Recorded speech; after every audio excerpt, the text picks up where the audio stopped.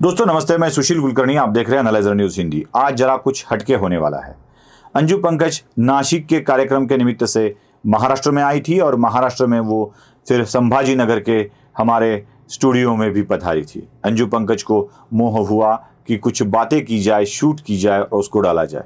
तो अंजू पंकज ने कुछ सवाल मेरे ही स्टूडियो में मुझसे पूछे और उसके जवाब मैंने दे दिए हैं। वही सवाल जवाब का सिलसिला अब आपके सामने मैं प्रस्तुत कर रहा हूँ।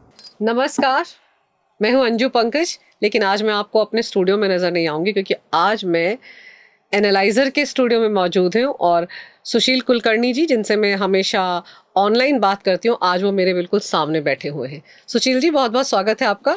ऑनलाइन के बाद अब ऑफलाइन सीधा सीधा सामने आमने सामने मुलाकात हो रही है। बहुत ही अच्छी बात है कि हम आमने सामने बैठकर बात कर रहे हैं। बिल्कुल बिल्कुल। बोलिए अंजू जी।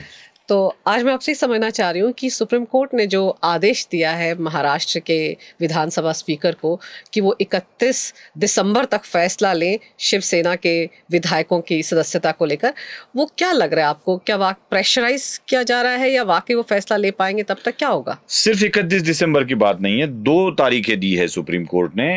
आपके प्रेक्षकों को भी बता दूं कि 31 दिसंबर तक एक केस चल रही है और वो केस है शिवसेना के विधायकों के अपात्रता वाला मामले में। और दूसरा फिर एक बड़ा धक्का बैठा है ना, उस धक्के को कैसे भूल सकती है आप? धक्के के बाद धक्का, धक्के के बाद धक्का है। तो दूसरा वाला एक केस है, वो है एनसीपी वाला मामला जो अजीत पवार लेके आए और वो भी अपात्रता मामला चल रहा है। और इस मामले में भी 31 जनवरी तक विधानसभा के अध्यक्ष फैसला ले, ऐसा निर्णय सुप्रीम कोर्ट ने बताया है। मैं आपको इसके ऊपर खास बात बताना चाहता हूं कि क्या ऐसा निर्णय सुप्रीम कोर्ट दे सकती है क्या, यही एक सवाल है। मतलब ठीक है ना कि प्रेशराइज करने की बात तो नहीं कहूंगा मैं, क्योंकि सुप्रीम कोर्ट प्रेशराइज नहीं करता है या कोई भी संवैधानिक ढांचा इस तरह से एक दूसरे को प्रेशराइज नहीं करता है। मुझे लगता है ये थोड़ी सी बात ईगो वाली आ गई है, लगता है मुझे ऐसे। ईगो व्यक्ति का नहीं, ईगो संस्था का होता है कि चलो हम सुप्रीम कोर्ट है, सुप्रीम तो सुप्रीम होता है ना, तो सुप्रीम जब सुप्रीमेसी जब अपने आप में आ जाती है ना, तो हम कब से कह रहे हैं आपको कि चलो दे दो तारीखें, दे दो तारीखें, दे दो। और एक ही राग आप अलापे हुए हो कि हाँ मैं देर भी नहीं करूंगा और जल्दबाजी भी नहीं करूंगा। तो अब हम कुछ सुनने वाले नहीं हैं, हमें ये तारीख तक, फलाना तारीख तक हमें डिसीजन चाहिए। इसको प्रेशराइज करना नहीं कहेंगे, मैं कहता हूं आदेश दे दिया है। और शायद सुप्रीम कोर्ट के, मतलब इसको मैं जस्टिफाई कर रहा हूं या ऐसे कुछ बात कर रहा हूं, ऐसे बिल्कुल नहीं है, क्योंकि आजकल बड़ी दिक्कतें होती है अंजू जी की। देश की व्यवस्था के ऊपर अगर सवाल किया जाए तो भी बड़ी दिक्कतें होती है। सुप्रीम कोर्ट अपनी सुप्रीमेसी दिखाने की कोशिश कर रही है और शायद हमें जल्दबाजी है निर्णय में, ऐसे दिखाने की कोशिश कर रही है। लेकिन सवाल तो मन में है ही, क्या सुप्रीम कोर्ट ऐसा निर्णय दे सकती है कि नहीं अंजू? हाँ, मुझे भी इसलिए ऐसा लगता है कि कई बार हमने देखा है ना, बहुत से मामलों में विधायिका और न्यायपालिका आमने सामने आ जाते हैं। बहुत बार कहा जाता है कि न्यायपालिका विधायिका के कामों में दखल दे रही है। तो ये मामला भी आपको कुछ ऐसा ही लगता है? जी, न्यायपालिका सिर्फ विधायिका के नहीं, न्यायपालिका संसद के मामलों में भी दखल अंदाजी कर रही है। न्यायपालिका सरकार को चलाने की कोशिश भी कर रही है। अब यही मामला है ना न्यायाधीशों के नियुक्ति वाला, वो कॉलेजियम वाला मामला। ठीक है ना, कॉलेजियम वाला मामला जब जरूरत थी तब आया था। जब जरूरत थी तब आया था, तो मैं ये नहीं कहता कि कॉलेजियम पूरी पद्धति गलत है, लेकिन एक बात तो समझ लेना आवश्यक है कि इस पद्धति के कारण एक जो परिवारवाद न्यायपालिका में आया है उसको हम कैसे भूल सकते हैं? बिल्कुल।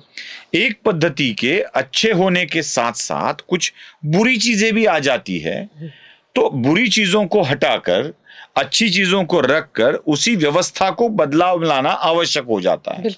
वरना हम भी पोथीवादी हो जाएंगे ना, ये पोथी में लिखा है तो ये लिखा है।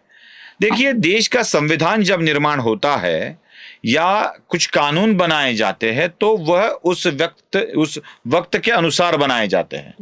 मतलब ब्रिटिशों के बनाए गए कानून, जिसे पहले हम बॉम्बे, एक सिंपल सा कानून बताता हूं, जो ब्रिटिशों के जमाने में था, motor vehicle act, Bombay motor vehicle act जिसे कहा जाता था। और उस कानून में एक प्रावधान था कि किसी भी गाड़ी में संगीतमय वाद्य बजाने की अनुमति नहीं थी। मुंबई मोटर वाहन कायदा जिसे कहा जाता है, बॉम्बे मोटर व्हीकल एक्ट, जो ब्रिटिशों के जमाने का था, और उस एक्ट के अनुसार किसी भी प्रवासी वाहन में गाने बजाने या वाद्य बजाने की अनुमति नहीं थी। लेकिन क्या हुआ, उसी गाड़ियों में अच्छे अच्छे स्पीकर वाले, ऊफर वाले वाद्य आ गए ना। यहां तक कि स्टेट ट्रांसपोर्ट भी अपनी गाड़ियों में गाने बजाने लगा। बिल्कुल बिल्कुल।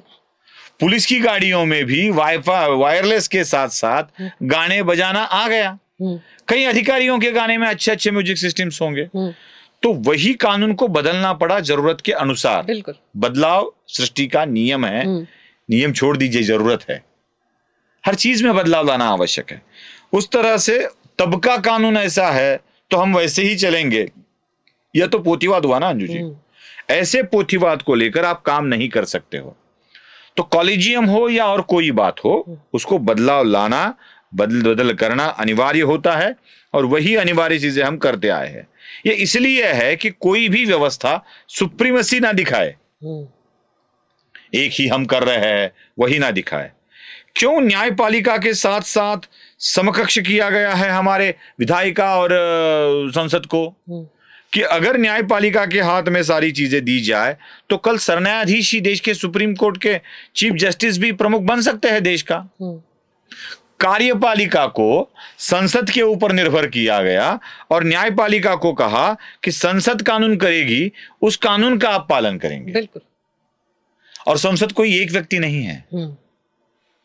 संसद हमारी 550 लोगों की एक संस्था है, चुने हुए लोगों की एक संस्था है, जिसमें से आधे लोगों को सरकार वाले बताया जाता है। मतलब चुने हुए 550, उसमें से आधे से ज्यादा जो सरकार होते हैं, इन लोगों की बनाई हुई होती है। तो उसकी भी एक गरिमा होती है। आप चाहो न चाहो, मेरा सांसद, मेरा चुना गया सांसद वहां जाके कुछ न कुछ तो अपना योगदान देता है। प्रतिनिधि, हमारी व्यवस्था ही प्रतिनिधि, संसदीय प्रतिनिधि वाली है। संसद चुनाव से जुड़ी हुई है। चुनावी संसदीय व्यवस्था ये है, ये न्यायालयीन व्यवस्था नहीं है। इस देश को अध्यक्ष नहीं चलाता है किसी की तरह। इस देश को हाउस ऑफ लॉर्ड्स नहीं चलाता है, हाउस ऑफ कॉमन्स चलाता है, जैसे हम लोकसभा बोलते हैं, विधायिका बोलते हैं। तो इस तरह की बातों को ध्यान रखना चाहिए, इसीलिए समकक्ष रखा गया है।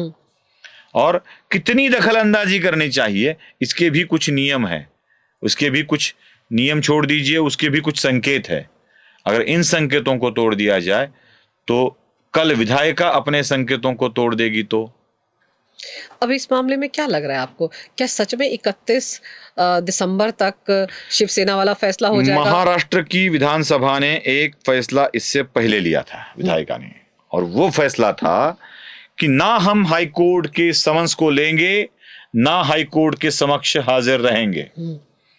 मैंने लोकसभा के पूर्व अध्यक्ष शिवराज पाटिल चाकूरकर के साथ एक साक्षात्कार किया था, और उसमें उन्होंने मुझे एक कहानी बताई थी। और वो कहानी थी कि एक विधानसभा के अध्यक्ष को सुप्रीम कोर्ट ने वारंट भेजा और उन्होंने कह दिया कि इनको पकड़ कर लेके आओ, और विधानसभा के अध्यक्ष बोले जा नहीं आता नहीं जा। यहां भी हो सकता है, जहां आता नहीं ये कह सकते हैं, वो ये गिरफ्तार नहीं कर सकते हैं। और विदेश पर गए शिवराज पाटिल चाकूरकर को वापस आकर इस मामले को निपटाना पड़ा था, क्योंकि ये मामला संवैधानिक पद का है। एक जज बोलते हैं कि आप इस तरह की कार्रवाई कर दो, ऐसा नहीं होता है। उसकी भी कुछ गरिमा है, उसके पद की भी कुछ गरिमा है। और कल अगर नहीं देते हैं, आपने जैसे सवाल पूछा कि निर्णय नहीं देते हैं तो क्या होगा, क्या होगा? कुछ भी नहीं। समझ जाएगा, नोटिस जाएगी, बोला जाएगा क्यों नहीं किया, क्यों नहीं किया, जाओ नहीं किया। आप यहां आ गई हो, एक घर वाली बात बता देता हूं, कैसे किसका संवैधानिक अधिकार किसका होता है ये बोलता हूं। सुबह 6 बजे उठकर आपके इंजीनियर पुत्र को उठाना, इंजीनियर होने वाले पुत्र को उठाना और उसको भेजना, ये अपना आपका अधिकार भी है और आपका कर्तव्य भी है। आप इधर आ गई, आपने सुबह उसको फोन किया, बोले बेटा उठ, वो बोला नहीं उठता। जा स्कूल, वो बोला नहीं जाता। क्या कर लिया आपने?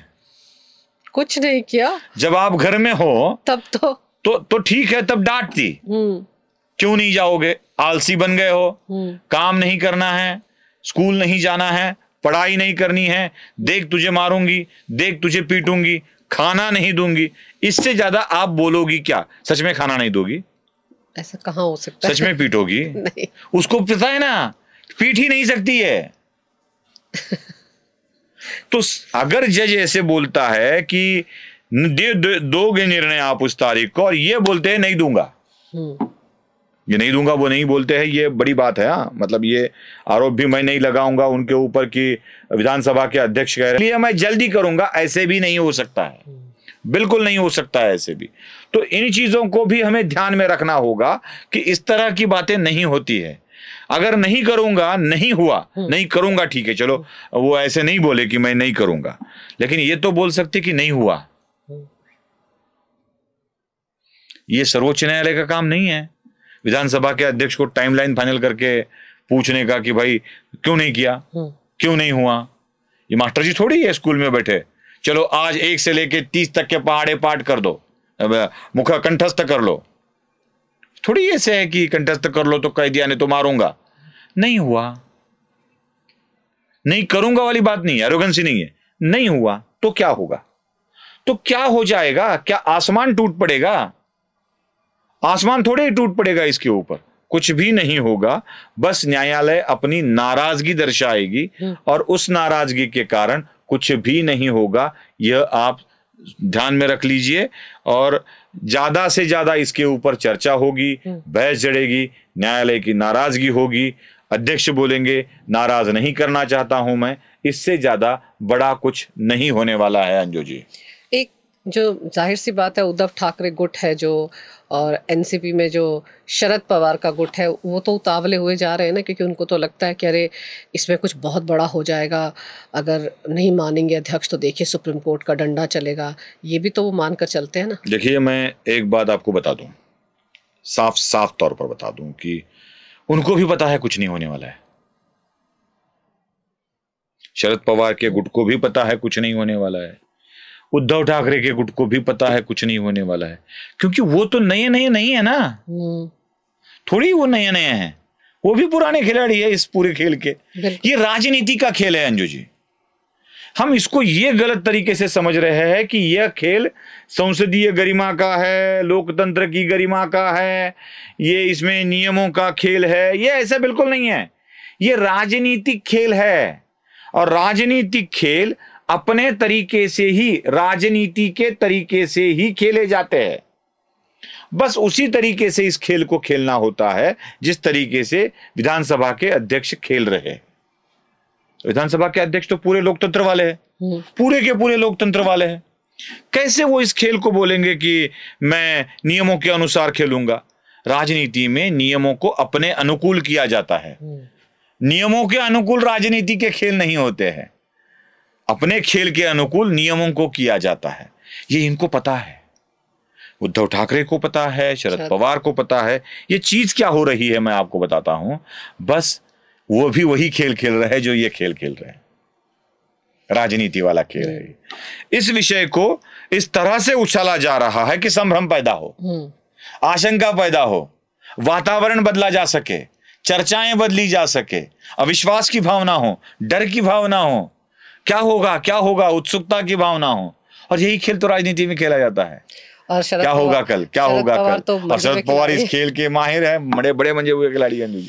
तो इसमें बस चर्चाएं होगी, बाकी कुछ नहीं होगा। अच्छा, चलिए अब शरद पवार की बात आ गई तो उनकी बात कर लेते हैं कि क्या चल क्या रहा उनके मन में। बेटी के भविष्य को लेकर चिंतित हैं, या लग रहा है कि भतीजे के साथ चले जाएंगे, या भतीजा लौट आएगा? और उनकी आजकल इंडिया अलायंस में कहाँ खड़े दिख रहे हैं आपको? देखिए, अब शरद पवार के निर्णयों को हम अंदाजा लगा सकते हैं कि क्या हो रहा है। ये वो अनप्रिडिक्टेबल है वगैरह वगैरह जो कुछ था ना, वो था। It was a history. अब शरद पवार बिल्कुल प्रिडिक्टेबल बन गए, बिल्कुल प्रिडिक्टेबल बन गए। हाथ में बचा ही क्या है सोचने लायक। हाँ, एक बात सही है कि उनके मन में अपने बच्ची के बारे में जरूर चिंता होगी, क्या होगा उसका। शायद उसी चिंता के कारण शरद पवार ने यह खेल नया तरीके से खेला है क्या, यह भी मेरे मन में सवाल है कि उन्होंने अपने बच्ची का ही गेम कर दिया है क्या। क्योंकि जिस तरीके से, जिस पद्धति से पूरी की पूरी एनसीपी चली गई है, वो तो बड़ी खतरनाक खेल है वो। और वो खतरनाक खेल शरद पवार खेल रहे हैं क्या? एक दूसरी बात, इंडी में कहाँ है? ढूंढना पड़ेगा, सच में ढूंढना पड़ेगा, क्योंकि ढूंढने की स्थिति भी आ गई है अंजू जी। क्योंकि शरद पवार के लिए अब ना शरद पवार इंडी के लिए कोई बयान देते दिख रहे हैं, बस यही कह रहे हैं कि हमें एकत्रित होना होगा, हमें एकत्रित होना होगा। ये तो कोई भी कहता है ना, आगे चलकर हमें एकत्रित होना होगा, कुछ ना कुछ तो करना होगा, निर्माण करना होगा, ये तो भाषण किए जाते हैं। वो तो वो कभी कभी कभार कर देते हैं जब वो संजय राउत के सामने आ जाते हैं या उनके संपर्क में आ जाते हैं, तो उतनी बातें तो होगी ही होगी, वही बातें हो रही है, उससे ज़्यादा कुछ नहीं हो रही है। शरद पवार के मन में जो भी कुछ अभी चल रहा है वह होता नहीं दिखाई दे रहा है, और जो कुछ उनको करवाना है वो अलग कोई कर रहा है। तो शरद पवार अब बिल्कुल प्रिडिक्टेबल है, क्या क्या होने वाला है, ये सब कुछ उनके मन की बातें का अंदाज हम लगा सकते हैं।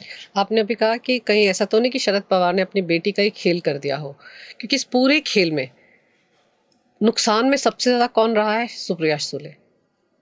बारामती की जो सीट है उनकी, वो बचेगी या नहीं बचेगी, ये भी एक बड़ा सवाल है, जबकि बीजेपी बारामती ऑपरेशन भी लेके चल रही है, ऑपरेशन बारामती भी चला रही है।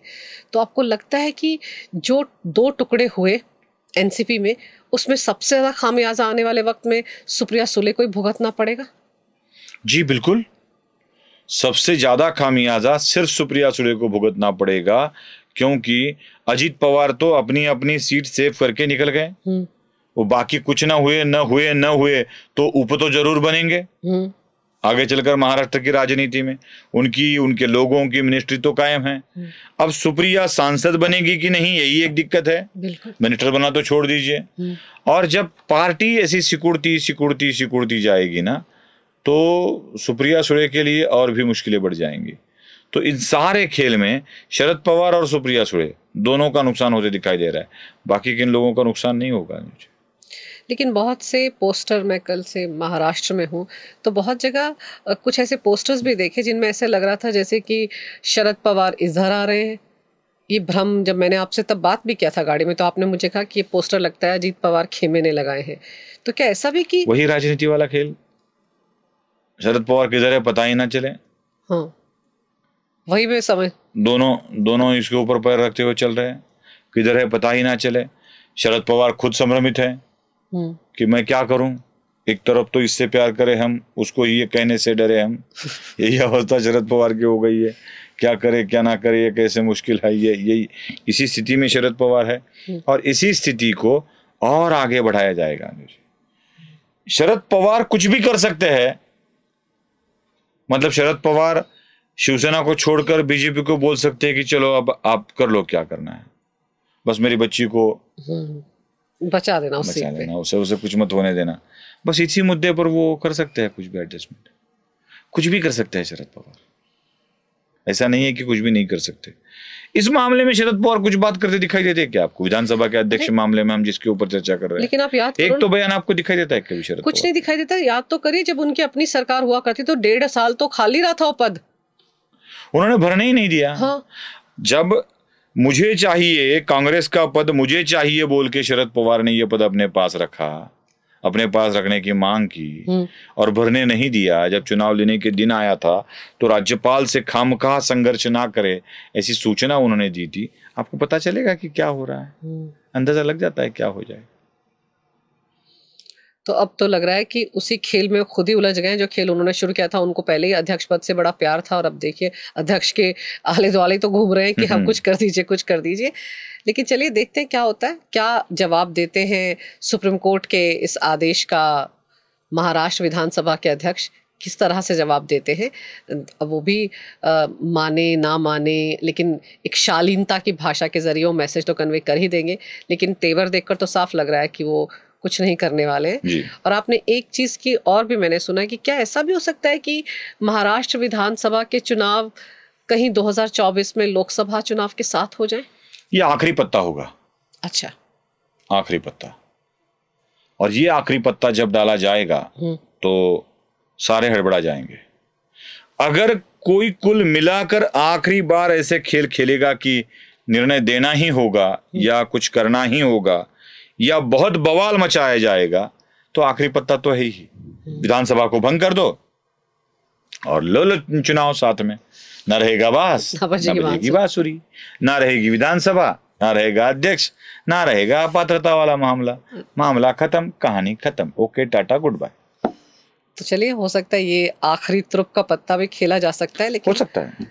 फिलहाल देखते हैं कि इस मामले से कैसे निपटते हैं महाराष्ट्र विधानसभा के अध्यक्ष। लेकिन सुशील जी, आपने इस मामले पर जो विस्तार से जानकारी मेरे दर्शकों को दी, वो भी एनालाइजर के स्टूडियो में बैठकर, तो बहुत बहुत धन्यवाद आपका। आते रहिए एनालाइजर के स्टूडियो में बार बार। बिल्कुल, जब जब आप बुलाएंगे जरूर आऊंगी। बहुत बहुत धन्यवाद।